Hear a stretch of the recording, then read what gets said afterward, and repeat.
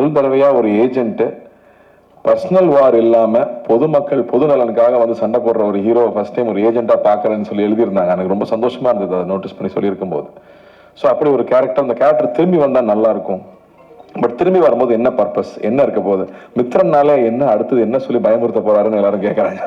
அவர் first படத்துல வந்து கையில மொபைல் போன் மெசேஜ் வந்தாலே பக்குன்னு இருக்கும், அதுக்கப்புறம் வாட்டர் பாட்டில பார்த்தா பயமா இருக்கும். அப்படி இந்த படத்துல என்ன பயம் இருக்குன்னா அதை விட பயமான ஒரு விஷயம் வச்சிருக்காரு.